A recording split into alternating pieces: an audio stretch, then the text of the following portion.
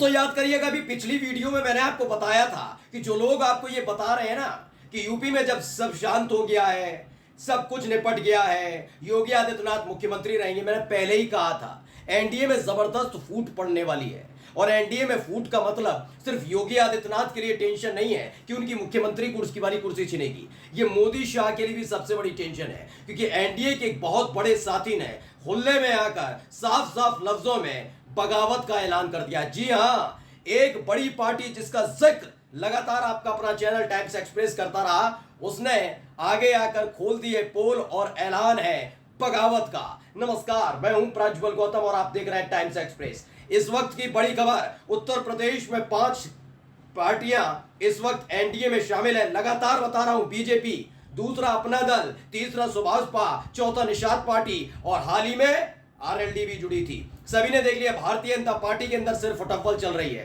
कुर्सी खींचो कार्यक्रम चल रहा है कि आओ ये कुर्सी मेरी नहीं, ये मेरी, आरएसएस कूदता है, मोदी शाह आते हैं, सब काम होता है। लेकिन आखिरकार कहा जाने लगा कि जैसे ही बैठक हुई, केशव प्रसाद मौर्य के तेवर कम हो गए। मैंने अपनी आखिरी वीडियो में आपको तस्वीरें दिखा दी थी, बॉडी लैंग्वेज दिखा रहा था कि केशव प्रसाद मौर्य किसी भी कीमत पर योगी आदित्यनाथ के साथ बैठने को लेकर मंजूर नहीं थे, वो खुश नहीं थे, चेहरे के हाव भाव बता रहे थे। और इन सब के बीच मैं लगातार एक एक सहयोगी की शक्ल दिखा रहा था। अनुप्रिया पटेल के पति आशीष पटेल जब भूपेंद्र चौधरी के बराबर में बैठे थे, वो ज्यादा खुश नहीं थे। ऐसे निषाद पार्टी के संजय निषाद, ओम प्रकाश राजभर, सबके चेहरे पर तनाव नजर आ रहा था कि हुआ क्या। लेकिन केशव प्रसाद मौर्य ने जो बयान दिया था कि हाँ मैं अडिग हूं, उसका पहला सबूत सामने आया है कि वो अडिग क्यों है। खबर देख लीजिए, एबीपी न्यूज ने इस खबर को छापा है। क्या लिखा है? लिखा है, राजपाल बालियान ने एबीपी न्यूज से की खास बातचीत, कहा सीएम योगी। क्या लिखा? आरएलडी विधायक दल नेता राजपाल बालियान का आरोप है। एबीपी न्यूज से बोले हैं राजपाल बालियान। राजपाल बालियान ने क्या कहा?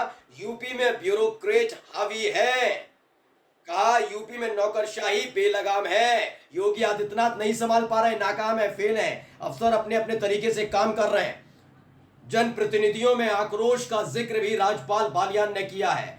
सीएम योगी ब्यूरोक्रेट पर विश्वास कम करें, ये साफ साफ कह दिया गया कि भैया जिस तरीके से आपने बेलगाम कर दिया ना इन सबको कि जाओ जाओ जाओ, ठोको, जाओ, बुलडोजर चलाओ, इस नीति ने बेड़ा गर्क किया।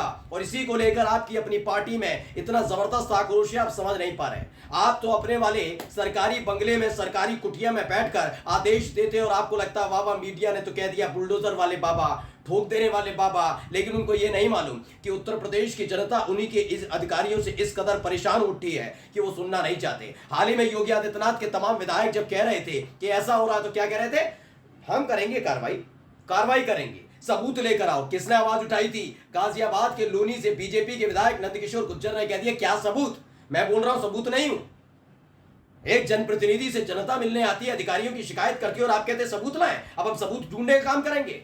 ये तमाम बातें कही गई थी, बुरी लगी होंगी जरूर योगी आदित्यनाथ को, लेकिन देखिए आरएलडी ने खुल्लम खुल्ला मोर्चा खोल दिया है। आपको खबर दिखाने जा रहा हूं, इसे अभिषेक उपाध्याय ने भी किया ट्वीट। क्या लिखा? एक्सक्लूसिव एबीपी न्यूज में एक और बड़ी खबर। अब योगी सरकार के सहयोगी आरएलडी ने उठाए यूपी में बेलगाम नौकरशाही और भ्रष्टाचार पर सवाल। आरएलडी के नेता विधायक दल राजपाल बालियान ने एबीपी न्यूज से कहा, क्या यूपी में ब्यूरोक्रेट हावी है? ब्यूरोक्रेट को हावी कर देना योगी जी के समय में बहुत बड़ी कमी है। ये मैं नहीं कह रहा हूं, मेरा चैनल नहीं कह रहा है, कौन कह रहे हैं? आरएलडी की तरफ से कहा जा रहा है। अब आपको लगता है कि राजपाल बालियान जो आरएलडी के नेता, विधायक दल के नेता हैं, वो बिना जयंत चौधरी से पूछे कुछ कर सकते हैं? मैं बार मेरी सहयोगी अग्रिमा, मेगा हिंदुस्तानी और तो और आपकी अपनी कहकशा भी लगातार हम सब बता रहे हैं कि आरएलडी छोड़ने जा रही है भैया, 7 एनडीए से बाहर आएगी। उसके 3-4 प्रूफ भी हमने दिए थे, याद है? प्रूफ नंबर 1, जब भूपेंद्र चौधरी जो उनके साथी थे, प्रवक्ता थे, राष्ट्रीय प्रवक्ता आरएलडी के, उन्होंने छोड़ा था, लात मारी थी आरएलडी को। क्या कहा था पहली फुर्सत में? क्या कहा कि हमने धोखा दिया है मुसलमानों को। जाटों के साथ साथ मुसलमानों ने, इन दोनों ने मिलकर जान फूकने का काम किया आरएलडी में। लेकिन आपने क्या किया जयंत बाबू? आपने हाथ मिला लिया बीजेपी से, और बीजेपी के नेता जब मुसलमानों को गाली बक रहे थे उस वक्त आप चुप्पी साध कर बैठे थे, हम धोखा दे रहे हैं। देर में समझे, लेकिन उसके बाद नेम प्लेट मामले पर सबसे पहले जयंत चौधरी ने क्या कहा? कुर्ते पे नाम लिखवा लूं, तभी हाथ मिलाओगे, गले मिलोगे। याद है उसके बाद सर्वदलीय बैठक में नहीं गए, मंगलौर में जहां पर बीजेपी प्रत्याशी का प्रचार किया, बीजेपी चुनाव हार गई, उसके फौरन बाद ही हरियाणा पहुंचे और कहा इंडियन नेशनल लोक दल के नेता अभय चौटाला से न केवल मुलाकात की बल्कि खबर है कि गठबंधन होने जा रहा है। और ये गठबंधन सिर्फ जयंत चौधरी और इंडियन नेशनल लोक दल का नहीं होगा बल्कि कांग्रेस भी पूरे के पूरे राजनीतिक समर में उनके साथ खड़ी हुई नजर आएगी। और बीजेपी को बड़ा झटका लगने जा रहा है। आरएलडी के 2 सांसद और दोनों सांसद जल्द ही मोदी सरकार से अपना समर्थन वापस लेने जा रहे हैं। आगे क्या लिखा पढ़िए। भारतीय जनता पार्टी में इस बात से बहुत आक्रोश है, जनप्रतिनिधियों में आक्रोश है। सीएम योगी ब्यूरोक्रेट पर विश्वास कम करके अपने जनप्रतिनिधियों और संगठन के लोगों पर विश्वास करें। इसका मतलब योगी आदित्यनाथ अपनी ही पार्टी के नेताओं पर विश्वास भरोसा नहीं करते।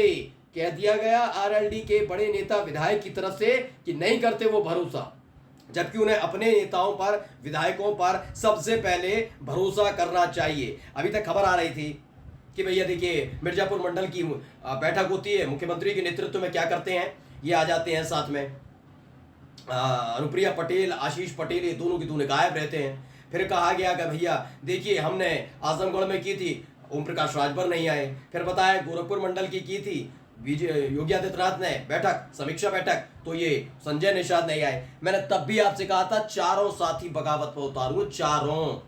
अब तो आंकड़ा समझ गए? नहीं समझे? मैं समझा देता हूं आगे का आंकड़ा। 209 प्लस 8 और जोड़ लीजिए। 209 प्लस 8 कितने हुए? कुल मिलाकर 217 विधायक सीधे सीधे केशव प्रसाद मौर्य के संपर्क में है, समर्थन में है। योगी आदित्यनाथ की कुर्सी बचना नामुमकिन है। इस पर आरएसएस को अब सोचना होगा। आंकड़ा फिर समझा देता हूं, आंकड़े समझते जाइए। पिछड़े दलित विधायक केशव प्रसाद मौर्य के साथ उनकी संख्या 145। इसी बीच केशव प्रसाद मौर्य के साथ ब्रजेश पाठक का आना, योगी आदित्यनाथ गुट के ब्राह्मण विधायकों को तोड़कर लाना, तकरीबन 35 की तादाद में इनकी संख्या है। 145 प्लस 35 ब्राह्मण विधायक हुए 180 बीजेपी के अकेले विधायक। अब आगे आ जाइए, आगे कौन है? आगे है सुभाषपा के 6, निषाद पार्टी के 11, अपना दल के यानी अनुप्रिया पटेल की पार्टी के 12, कुल मिलाकर 29। और इसमें जब आप 29 जोड़ते हैं तो कुल होता है 180 प्लस 29 कितना हुआ? 209। और 8 आरएलडी के विधायक भी अब डंके की चोट पर योगी आदित्यनाथ को पसंद नहीं कर रहे हैं। उनका साफ साफ ये बयान नहीं है, सिर्फ मैं हमेशा कहता हूं राजनीति में हर बयान, वो भी जब अपनी सरकार में, आप सरकार में हो, अपने सहयोगी दल के साथ हो, तो आप खुलकर नहीं करते हैं सब, आप गुपचुप तरीके से नाराज हैं। वैसे तो अंदर खाने बातें होती हैं इन सब की, लेकिन अचानक ये क्या है कि योगी आदित्यनाथ को लेकर पत्र लिख देना आरक्षण वाला, फिर बताना अवैध वसूली हो रही है, संजय निषाद का सामने आ जाकर बोलना, उनके अपने विधायकों का कहना कि अफसरशाही लगाम है, बेलगाम है, मानते नहीं है, योगी आदित्यनाथ पर निशाना साधना, अब आरएलडी का ये सब कह देना। यानी सारे के सारे एकजुट है, योगी अकेले हैं। कुर्सी कब तक बचाएंगे बाबू? नमस्कार।